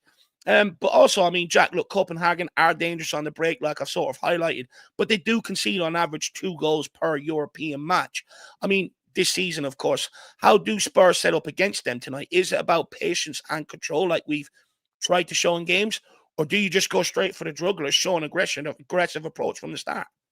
I think you have to show intent and go with an aggressive approach from the start, probably also off of the back of the Chelsea game where, 0.05 XG, no endeavor whatsoever, no bravery, like James mentioned, to try to attack. I think you're almost like your cards are dealt here. Like you have to, you have to attack in this game, no matter what the opposition plays like. You're at home, you're up against a weaker side, a team like you mentioned as well that has been conceding some goals. You've done some good research on Copenhagen. I think there's no choice here for Thomas Frank but to go for the jugular and at least come out with a fast start. I'm not expecting us to be great if we were 2-0 up at halftime, but it'd be nice to know that by halftime we're at least maybe 1-0 to the good, and we feel like we've been all over them. We feel like we have been dominating them in the initial stages. You don't want to feel like it's been even sort of cagey match in the first 45. Yeah. That would not be good. So 100% go for the jugular. I don't think he has much of a choice, really. Yeah, I absolutely agree. I think perception matters, especially if he's going to hit back in the press conference, about him not being pragmatic and stuff like that. My teams always score goals and stuff. It's like he's already starting to make the excuses and stuff like that, this team just isn't capable and stuff. But I mean, look, for me, I think if you're going to hit back and sort of go against that narrative, then we cannot struggle here tonight. We have to go at them, at least even if we don't score a lot of goals, but we create a lot of chances and we just miss a lot of them on the night. I think even that does Frank the world of good, because it shows, okay, maybe he is sort of correct about that narrative and that maybe the issue is sort of the players. But I think the problem is we're not even getting the players in the position, which I think then sort of, throws that, accusation sort of back at him tonight. So I think that it's all about us really going at them with an aggressive approach. When we get the ball, I don't want to see it being rotated left and right. Get the fucking ball in the box. You have no problem doing it from throw-ins and corners. Why can't you do it when you get in positions to cross it? Go at them at all costs, put them under pressure. If I start seeing us pass backwards and take our time, I'm going to absolutely fucking lose my mind tonight. And that's not me disrespecting Copenhagen. That's just based off the research that I've done. I think the opportunity is there to go and do that. But I mean, look, Jack, since Thomas Frank arrived, we've seen him prioritize balance and compactness, with Spurs often relying on set pieces for goals. And that's something that's been consistent since pre-season, 16 games in. The attacking rhythm sort of still isn't really there. There's been no improvements whatsoever. Some would argue it's sort of getting worse. And I would argue that's because we're playing up against the better teams now. But while players like Johnson, Richarlison, Tell and Udeberg do have their limitations, Frank has also been back with some attacking quality, which is something that people sort of don't bring up enough. Randall Kolo Muani, who scored everywhere he's been, impacted a World Cup final. You got Mohamed Kudus, a player that Spurs fans were very happy with. Simics, a player that Spurs fans were very excited to sort of capture the signature. So, given that level of talent that he has been given, some of the struggles must come down to tactics. So what kind of tactical tweaks do you think, he needs to make in order to make Spurs a little bit more creative? I don't think it's that complicated, really. Like, I think in Kolo Muani's case, it's unacceptable how little service he's been given. It feels like we're just pumping long ball after long ball up to him like he's Chris Wood or something, and is able to just hold everything up and be able to, take advantage, I guess, of a mistake from a defender. Like, surely we can try to take advantage of some of his ability a bit more. We know that Kolo Muani's quick. He can run it behind. He can hold up the ball. He plays some nice 1-2s with players. He looks like a guy that we should be trying to play through more often. But instead, Thomas Frank just seems to be resorting to us just hoofing the ball as far as we can, with him having no support around him whatsoever. I think a quick tweak you would probably make is I think you would try to get Kudus as close to him as possible, really, where I know he's been positioned on the right, but if you can give him more of a free role to drift inside or drift through the middle, you can hit it up to Kolomwani, but then you can give it off to someone like Kudus to either win the second ball, win a loose ball, or if Kudus or Kolomwani does hold it up, you can at least play it to someone like a Kudus who can control it and can take care of the ball. I think in Xavi Simons' case, I don't really think. I mean, Thomas Frank could do a bit more to try to give him a tad bit more time on the ball and give him a bit more opportunities. But I think Xavi Simons has been honestly woeful. I don't think you can make many excuses for him. Like, he's had the first touch of a truck in multiple situations where he's received the ball with time and space. His touch is 10 yards in front of him, gives it away. Maybe oftentimes, too, when he does take it under control, he's trying to take it past a player, just gets easily bullied off of the ball. It's not really Thomas Frank's fault in that case. And he's had times, too, where he could play a through ball or he could play a pass, but he opts to play it sideways or opts to play backwards or doesn't really do what a number 10 should be doing, I think, in this team. So I think the two players he needs to get more out of, which is Thomas Frank's fault, would be Kolomwani and Kudus, try to somehow give them more opportunities to make something happen. And then I think a Xavi Simons case, Dave, I don't know if it's much of a Frank issue there. I think Xavi Simons has had plenty of opportunities to be that number 10 like Maverick player, and he's been nothing short of useless at times, really. Like, I mean, we've seen it. Like, how many times has he ballooned it out of play, or how many times has he just had the touch of like someone who's like in National League, really? Like, the guy has just been useless at times. So I think he needs to get more out of Kolomwani, really. That's his fault, I think, Thomas Frank. I agree with you when it comes to Xavi Simons. I think, I'll give him a bit of a pass on that one. I look at Xavi Simons as a guy really struggling with confidence. It's only natural. He's come as the big man, the savior. Hasn't worked out. He's going to be feeling the pressure and stuff like that. When he's sliding around the pitch like he's been at a wet t-shirt competition, that's also a bit of a concern for me, that he can't really stay on his feet at times. But for likes of Kolomwani to not even have one shot on target in the 3 or 4 appearances that he's made. And this is a guy that's been proven everywhere else. You put him in opportunities to become a real weapon for you. That's where I have a huge concern, But, I mean, I think the question then comes down to, and I think Jamie Carragher sort of highlighted it last night. I wonder if somebody, what would you say, risk being coached out of them, because that's Frank's nature, sort of no-risk football, play for the percentages, play for the margins and stuff. But, I mean, it also comes down to, does Frank have the nous to sort of coach attacking patterns of plays and stuff like that? Because that's how Jamie Carragher sort of ended off his whole analysis on Tottenham Hotspur last night, where he said there's been plenty of examples of managers making a step up from the smaller guys to the bigger guys, and their style of football has never changed. And ultimately, it's led to them being sacked, because at the bigger clubs, you are expected to play a better brand of football. You have better players to work with. Teams want to see their teams, players on the ball and stuff like that. So, I mean, look, Soren James, we'll ask you two on that one. I mean, look, that's not my question or me being negative, by the way. That's something that Jamie Carragher has flagged up, and I just think it's a good question to ask. By the way, just quickly, Andrew Burnett, happy birthday, Dev. Love the channel. Come on, you Spurs. Really appreciate that, Andrew. Really, really appreciate it. Very kind words of you, my man. Very, very kind. Sorry, James, go on ahead. No problem. I think it's going back to the Jamie Carragher analysis again. I didn't agree with absolutely everything he said. He was kind of getting at that Palhinha wasn't a very good player, but he did hit the nail on the head that we didn't have any ball-playing centre midfielders, which is a problem. But going back to what you said about, the managers that are going to other Premier League clubs, a lot of them didn't last, the likes of Roy Hodgson, the likes of David Moyes. There is that comparison. You're thinking it could be another case of that, but also in that analysis, he mentioned teams like Manchester City, like even Chelsea, Arsenal. They play this fluid formation in the sense that they're obviously set up in a 4-3-3 or they set up in a 4-2-3-1 or whatever it may be, but they have the ability, and they've been coached by the manager to be able to change positions within games. And actually, Tottenham at the moment are super, super static, and they stick to their positions in games. Very rarely do you see our wingers switch sides, the striker come inside, and a bit like Harry Kane used to, drop deep and receive the ball. That's what Xavi Simons should be doing in a way, but obviously Harry Kane used to do absolutely everything with that. But you saw there was a passage of play in that, and I advise everyone go and watch this analysis from Carragher. I don't agree with everything he says, but I think a lot of it was spot on. There was an element there where he analysed where Chelsea had Gusto, who's a right back, up at striker. and they had João Pedro, their striker, back in central midfield, picking up the ball as deep as almost the centre backs.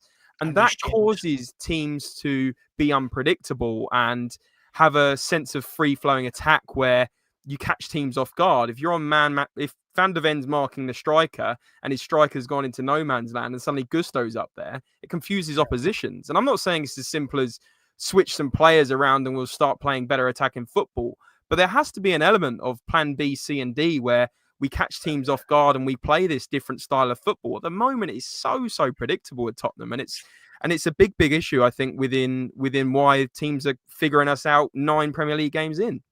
For me, I think you're absolutely spot on. Like, when I looked at that passage of play, I think the big thing for me and something that I've been trying to highlight is João Pedro dropped in, got the ball. Players went beyond them. You don't see that at Tottenham Hotspur. You don't see bodies flooding forward. You don't see bodies flooding the box unless we're about to bombard them aerially, like Winston Churchill used to do, put long throws in there right on top of them, corner kicks, absolutely everything else. Apart from that, in play, a lot of times when players get the ball, they're isolated. Like, everyone goes, Kudus is greedy. There's no one within half a mile of the guy anytime he receives the ball. It's almost like players are going, do it yourself. And I think that's a huge problem. There's we don't really have any areas against the opposition that we really identify. Like, one thing I was expecting from Thomas Frank is looking at a weakness and going and attacking that. Yeah. We just do the same thing every game, corners and throw-ins. We're not actually adapting to the weaknesses or pinpointing the weaknesses of the opposition and stuff like that. And I think a big part of it is you're not getting bodies into the box, but also you're not sending bodies running beyond the ball a lot of the time. A lot of it is safe, and a lot of the times we're so deep as well when we get the ball, because the strikers and the wingers are sitting halfway back inside their own half. As soon as we get the ball, there's no one to play it to. There's no out ball. And it just keeps coming back and back and back and back. And for me, I'm sorry, that's down to coaching. That's down to instructions, in my opinion. I mean, Soren, where are you at with that, with that sort of thing? I am just so lost with it all. Look, I mean, we bought Xavi, and I mean, we were waxing lyrical. We got Marwani, we were waxing lyrical. And I think the problem is you get these players. Xavi, when he plays for the national team, he looks on fire. But is it a case of we get these good players and the players around them are so shit that they're not on the same level? It makes them look crap. We've seen players trying to play passes. We've seen players putting a ball into a position. You think, why is there not an attacker there, or why is there not somebody else there? We've seen Kudus first few games putting passes in, putting crosses in, and there's nobody there because the rest of the team aren't on the same level as them. Now, under Ange, all we ever heard was, Ange isn't a manager, he can't coach, he's not training these players, he's not learning them, he's not managing them, he's not coaching them. We've now got Thomas Frank, who's supposed to be a man manager type thing and coaching players. The team look even more unhinged. So what are the excuses? The players that are on the pitch on their day are a very good set of players, but at the moment they don't look as though they could give a shit about playing football. It's almost as if we've got a team of 11 players called Ndombele. That's where it seems to be at the moment for me. And you get, with Xavi, you get it that he came in with such a high expectation and it just hasn't worked. Now, is that because we keep... Is there an element of being misused, though, on that one? Well, that's where I was about to go, that, we keep playing. I mean, I said at the beginning, and I think when me and you spoke and Jack on one show, we were sort of saying, everybody was telling us he needs to go in the number 10 position. And I was saying, keep him on the left because that's where we need him the most. Let him come in. Well, we put him in the 10, and since we've put him in the 10, he's gone downhill. And then we've started to play him back on the left, and he just hasn't got it again. But that first game or two, when he played left, he had some, I mean, it wasn't great, but he had some bits where it looked as though he was going to be quite promising. You put him in the middle, I agree, and he's just not ready to run the game yet. He's not at that stage for Tottenham Hotspur. He will be one day, but he's not there yet. I agree. Now, to me, and we said it before the Newcastle game. I think we said it the time before that. get the creativeness on the wings, your Kudos and your Xavi and just make that middle of the pitch absolutely solid. Well, we started changing players and changing the way they played in the middle, and it just keeps going backwards and backwards and backwards. I mean, you're chasing a game against Chelsea. You've got 2 or 3 minutes left. You've got a free kick in their half, and what do you do? Play it backwards. I mean, it's almost like under the Conte when we were playing Milan and we're chasing the game and we bring a defender on instead. It just doesn't make sense. And I don't, you mentioned earlier, when the fans started to boo, we started to play forward. I mean, if Thomas Frank is the one that's telling them to play back and then play a long ball, then he's doing it wrong. But I don't know. The players themselves just do not look as though they know how to play Premiership football. And it's not, we can't just pick 1 or 2 players out because it's virtually the whole team that are looking shocking at the moment.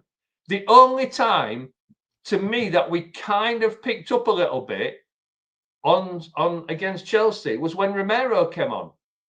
And all of a sudden, we kind of looked a little bit more as though we were a bit more cohesive, whether that's the captaincy of him, whether that's something, but I don't know. I just think tonight is a game where it's not just about whether bloody hell. You mentioned earlier Copenhagen are conceding two goals most games. I mean, we can't even score bloody 1 goal, so it's going to be a 0-0, isn't it? It's going to be an absolute bore fest tonight. It was, but if we don't come out winners, and even a 2-0 will be good enough if the performance is there. We've got to run the game tonight. It's got to be a game where we look as though we know what we're doing. Somebody mentioned earlier about resting players. Well, what good did that do us against Newcastle for Chelsea?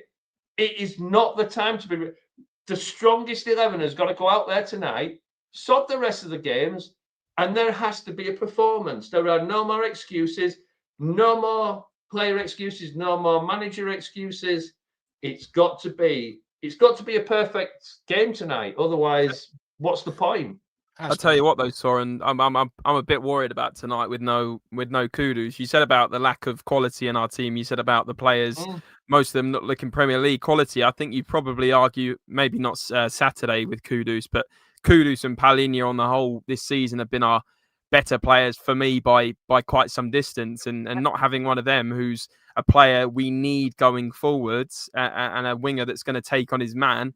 That is my concern for tonight. I still expect us to win, and I obviously hope we win, but that's my main concern tonight, lads. I'm sure we'll get into the teams or everything in a bit. I think the team more or less picks itself, doesn't it? With the but you go on about Jamie Carragher and what he was saying. I mean, we bought Palhinha. We didn't buy Palhinha to be a number 10 or a number 8. We bought him to be a number 6. And if Jamie Carragher thinks he's not good enough to play for Tottenham for the position we bought him in, I mean, to me, he's been the exact player I expected him to be.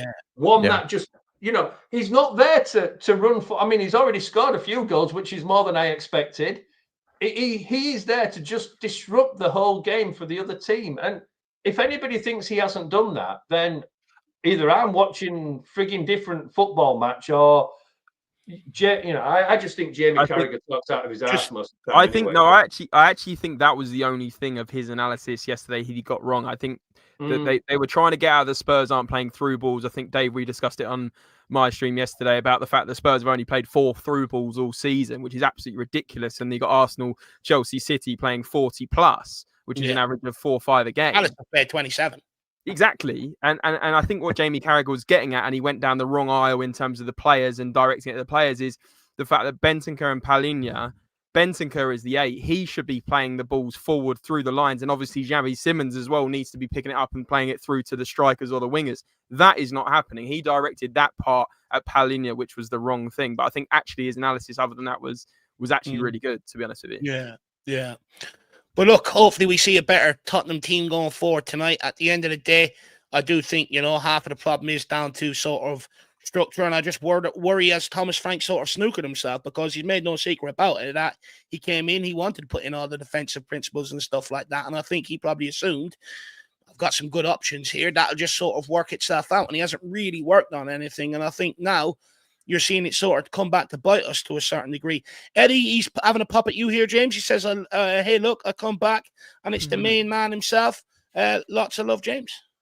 Yeah, big up. I'm assuming this is Eddie, right? Yeah, Eddie. Yeah, big up, Eddie. I'll be back on the club soon, just carrying the team as I always do, you know. So I'll be back soon, yeah. Yeah, on the bench anyway, that's for sure. You got to work your way back into the starting lineup on that one, Hammers. Although, in fairness, you've not been too bad lately, is what I will say. MKP, like the stream, support the great content. Thank you. Really appreciate that. Very, very kind words. Jason Bell says, I agree with Dave that a lot of this comes down to coaching, but I also expect it to take time. I hope to see progress now. Absolutely spot on. We also have brother Musa in the house. Come on, you Spurs. Massive win needed tonight. Then push on from here. Absolutely spot on. Ed M says, happy birthday, Dave. Appreciate that. Very kind of you. DB Meow Flower. Good to see you, my man. Even all another night in Tottenham Paradise. Well, that's the plan. It's down to, the team now, whether they want to make it paradise for me this evening or whether they want me to suffer. We've also got James Flower. Evening, boys. James, good to see you in the building. Hopefully you're keeping well, sir. Hopefully the son's doing well at Norwich as well. We've got Simon Cohen says, big up, boys. Soren is on the pulse. And then we've also got Nick in the house says, yes, Soren, you're absolutely right. He talks out his ass most of the time. Fair point. Absolutely fair point. So Spurs fans not having Carragher on that regard. Even if some of them do agree with what he's saying, they're absolutely not having it. Love that. But look, I think we're waiting for the lineups to sort of still come out. So we'll sort of address Thomas Frank. You know, he's pushed back on suggestion that he's a pragmatic manager, saying who says that? A few journalists or a couple of fans on social media? I'm not on social media. It's fair to say every team I've managed has scored a lot of goals. So I think the question is, do you think Frank is being unfairly categorized by the media and pundits and some fans, like you said? Or is there some truth to the idea that this Spurs side look a little too cautious? Because I'm going to throw a few stats people's way and then let you make up your mind. Spurs have played just 4 through balls all season, the fewest in the Premier League. By contrast, Arsenal 38, City 31, United 31, Liverpool 30, Aston Villa 28, Palace 27, and the league average is 18.5, so we're well below that. A record low XG of 0.05 at home against Chelsea. And of all other present Premier League teams, during Frank's tenure at Brentford, they had by far the fewest shots from outside the box, 130 fewer than the next lowest. And this season, Spurs have had third fewest shots from outside the box, below Brentford, or just sitting above Brentford and Sunderland. So, I mean, look, they're the stats sort of out there at the minute in that regard. So, I mean, guys, where do we stand on that? Is he being unfairly categorized, or is it sort of based off what people are watching and some of the stats that are emerging? I mean, for me, I think it was always going to be tough for Thomas Frank coming into this club because we leaked so many goals last season that he had to become a defense. You know, he had to get the defense right. And I get that. And the first few games, we did look solid. We looked good. And then he started to tinker a little bit and it's just got progressively worse. And the worse it gets, the more defensive we try to get and the worse it gets again. And you look at against Newcastle, against Chelsea, and the last 3 or 4 matches probably we've looked absolutely crap up front. We're hardly getting any goal scoring opportunities. We just look worse and worse and worse. And it's all right being defensive, but you've got to try and put the goal in the back of the net. And if you don't have any shots, you ain't going to score.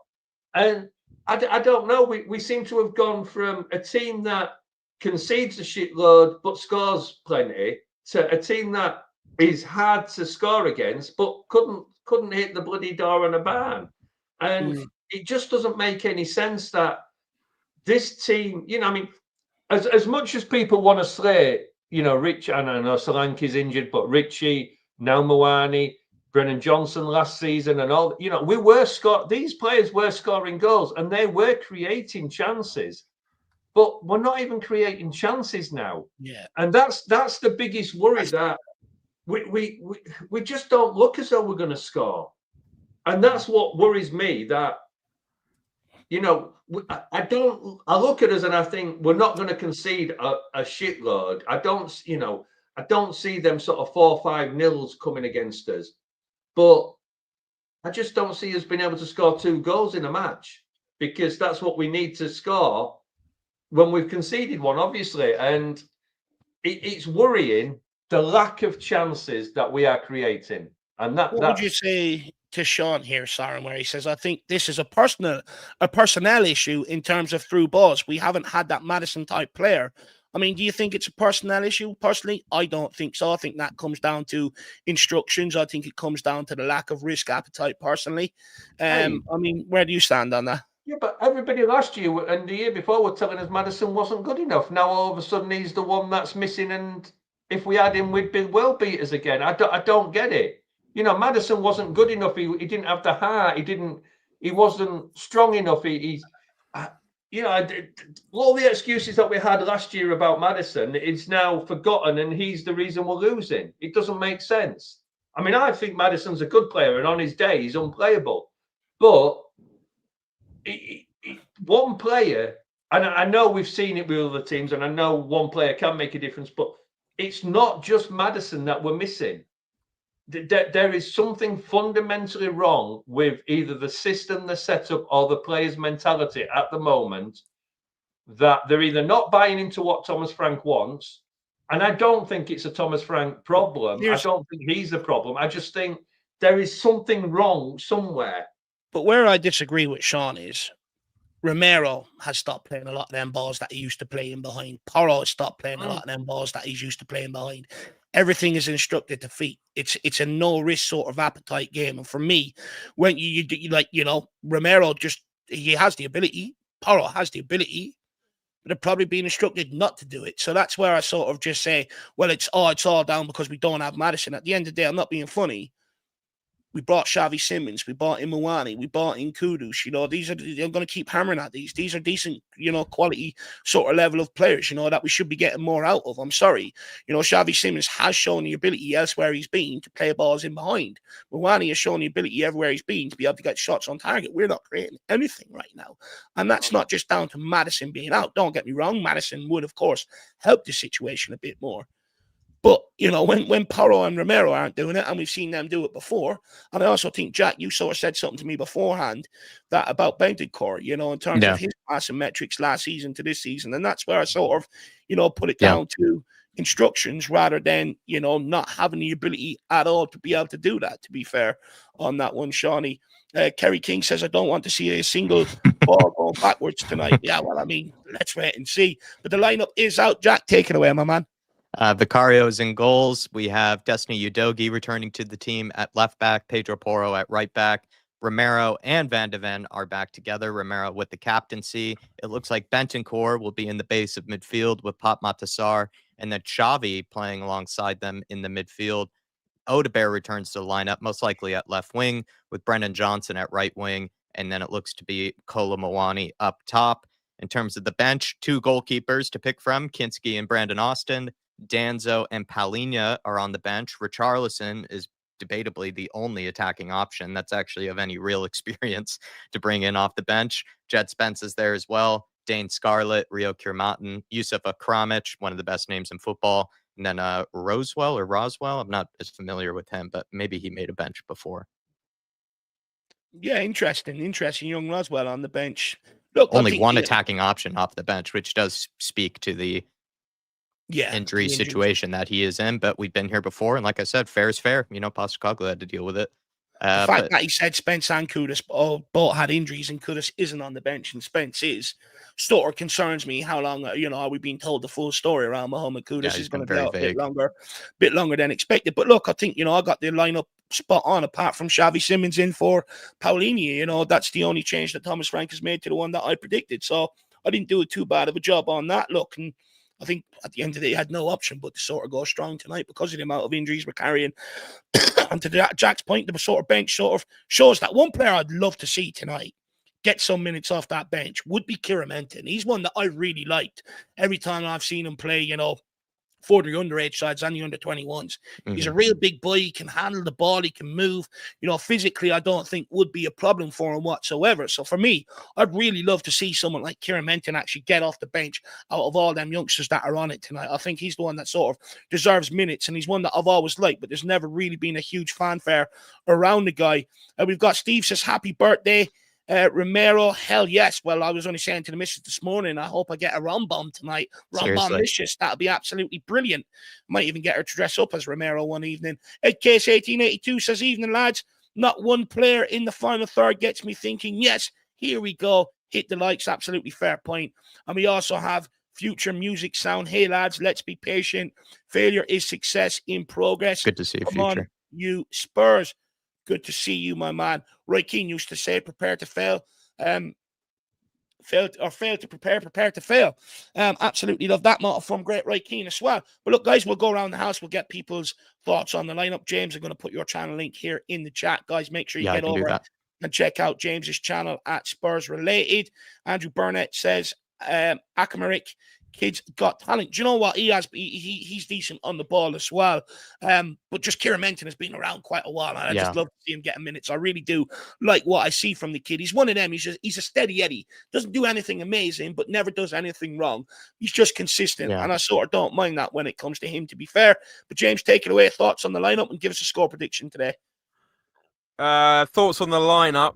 I'm pretty happy with the 11. I think it's probably good that Palhinha's getting some rest. I hope we don't need him. Obviously, I say I'm happy with the lineup. It is what it is. It's kind of picked itself pretty much. I mean, the front three concern me. I mean, Kolo Muani, I think he'll get on the score sheet tonight. I really do.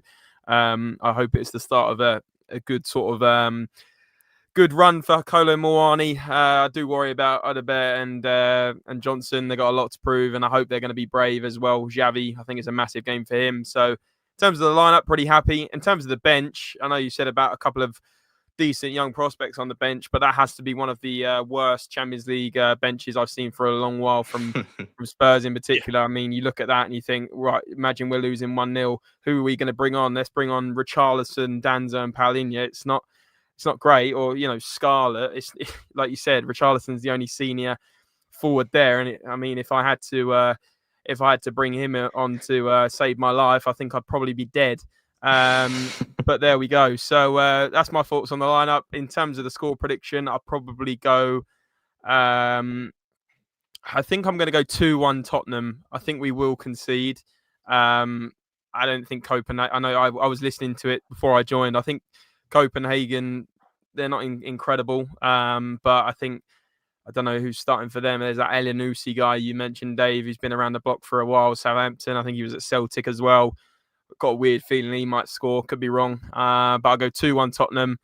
And pleasure being on as well. Of course, thanks for plugging the channel. But Davo, hopefully you get the 3 points for your birthday, mate. Really appreciate that. So do I, my man. I don't want my birthday to be in ruins. But guys, James Link is here to please check out Spurs Related. I am going to be on there sort of every Monday moving forward. James is going to do one show a week with us as well. So make sure you get across and show the love. Jimmy Hotspur has already done that. He's gone across and sub to you on that one, James. So big up, James. Really appreciate your time today, my man. Guys, like I said, make sure check out Spurs Related because they do have Thomas Frank's AI son, Frank Thomas. And yes, I can confirm I've been on with him. It's genuinely true. So if that bamboozles you, make sure you get over and check that one out. We also have, and he also has Lucas Bergvall over there and Jack sometimes, not Jack Kanicki, but he's got his own Jack. And he looks like Lucas Bergvall. He's trying to grow his hair like Bergvall. Anyway, we also got Tottenham Tom. Happy birthday, Dave. Love this channel. Come on, you Spurs. Really appreciate that Tottenham Tom. And there's also 518 in-house. If you also have the same affection and affinity as Tom towards this channel, ramp down, likes up, baby. We also got Sean Mitchell says, big up, lads. Happy birthday, Dave. Hopefully double celebrations, a birthday win, and a win. Well, Sean, I'm hoping to, triple up and quadruple up tonight, I want to be face down in an Indian later on and then go back there again tomorrow. But also, a good evening with the missus. So we're going for the quadruple here tonight. The quad is on, Sean. The quad is on. We also have John Cena, back post Johnson for a goal.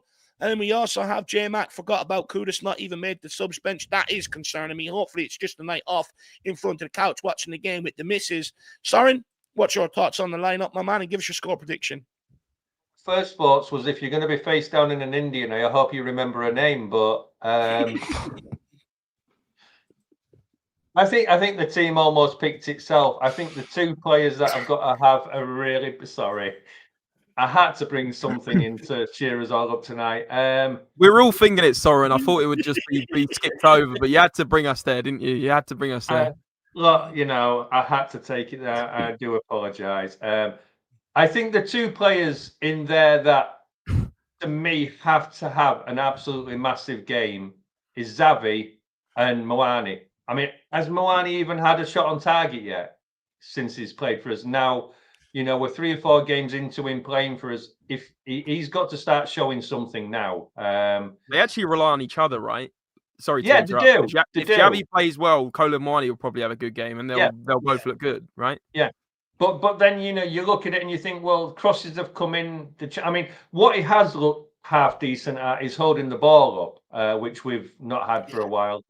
But, you know, he's there now to score goals. And if Xavi has a shit game, then Moani probably does. If Moani doesn't produce, I think there's got to be some questions start to be asked. I mean, not too much, obviously, but I want to go with like a 3-1 win to Spurs, but I just don't see where 3 goals are coming from us unless them 2 players are absolutely on form. Johnson might score one as a tap in, Odegaard, but look, I'm going to go 3-1, but it's not a confident 3-1. Look, I'll take it. I'm hoping that RKM can deliver an RKO tonight. That'll be absolutely brilliant from Moani. So, you know, I have faith in the kid. We just need to get him in scoring positions, and I'm hoping it's one of them. It's going to be a bit Doncastery, where hopefully they'll be sitting back off us for a lot of the game, and we can just bombard them. Faz Radfar 4-0 Spurs says, happy birthday day, 4-0 win present for you. Well, I really do hope so, Faz Radfar. I could do it, seeing some goals tonight and seeing some light at the end of the tunnel, my man. Big yourself up and really appreciate the generosity and the kind words. If you want to hear Jack's thoughts on the lineup, well, you're going to have to tune back in for the watch along, guys. Sorry to disappoint you or in that regard, but at the end of the day, you know, we don't want Jack to be repeating himself and stuff like that. So we're going to save his opinions for the watch along and also my opinions on the starting lineup on that for the watch along, which will be starting in about half an hour's time, kicking off at 7:30. 7:35, might have a cheeky bit of cake, might take me a little bit longer, but we'll wait and see, guys. But look, I want to say a massive thank you to Soren and to James for their time this afternoon. Really appreciate you guys for showing up and giving us your time this afternoon. I want to say a massive thank you to all 500 out of you guys sitting at home watching. Sometimes, you know, I sort of pinch myself because I'm like, if you actually put 500 people in a room, and then me on the stage, I probably wouldn't speak, to be honest with you. So it's absolutely madness when you think about it. So really appreciate every single one of you guys at home for tuning in. If you could run the likes up, that would help out massively. My name is David, and we like to beat Goliath, so make sure you do that. And then also, I want to say a massive thank you to the people that have gone the extra mile this afternoon, and also, you know, people that have wished me happy birthday and stuff like that. Thank you very much. Eddie, Shemtan, Mr. Bonner. We also have Silver Spur for Dermo, Ellie in Vegas, Paul Brown, Q7, Reefer, Breezy, Rectus Madness. Also have Martin Knightsbridge, Andrew Burney, and also Faz Radvar. Very, very kind of all you guys today. Thank you, everybody, for the birthday wishes. I am 34 today, and I'm starting to feel every part of it. Believe me. So, guys, I'm going off to have my nap. That's what old people do now. And I'll see you back here for the watch along. As fucking always, big game tonight. Despite all the questions around Spurs, let's try and get up for it. Let's go and try and absolutely romp them. Pull Copenhagen's pants down. As always, come on, you Spurs. Come on, you Spurs. Come on.